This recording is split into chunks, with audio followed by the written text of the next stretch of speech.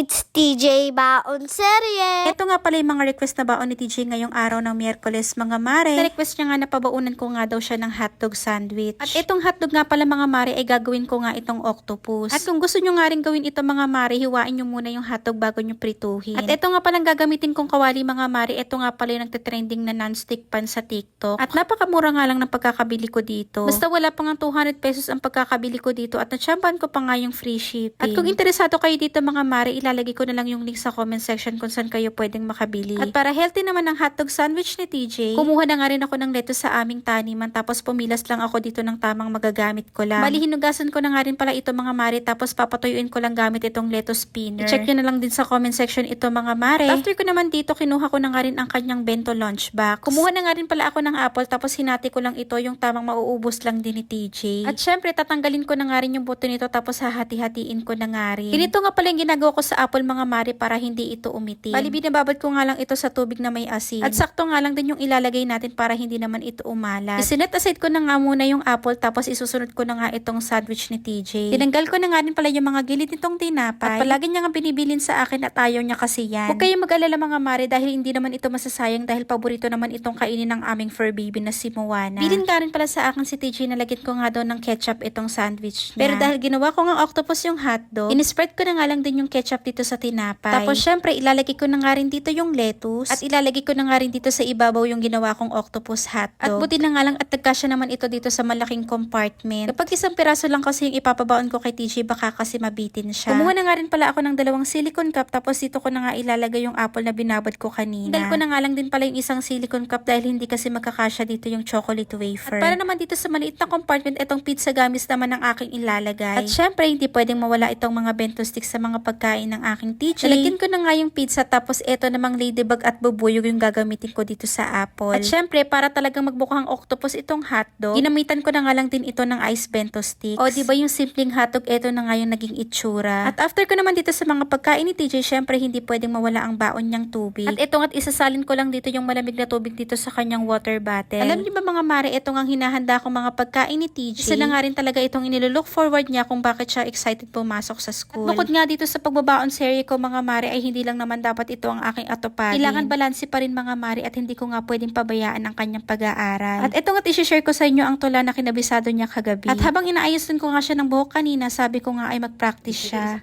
Last one. Ang bulaklak. Bulaklak ay mahanik-muyak sa tahanan naming payak. Taglay nitong ganda. Tunay nakakalina. Kaya ang bubuyog na maaligid, dagdag sa ganda ng paligid.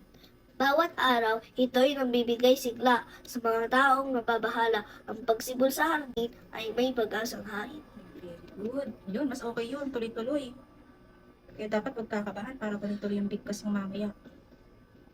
Parinig mo sa kanila yung English mo. Yung ano, English na memorize mo din. Nirecite mo na.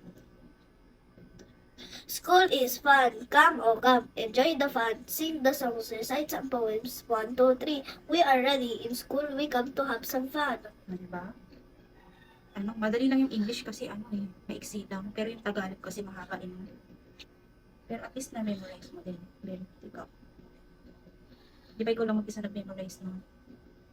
O diba, very good naman ang aking TJ. At i-flex niya nga ulit sa inyo ang kanyang baon for today. Ayun lang mga mare at pare.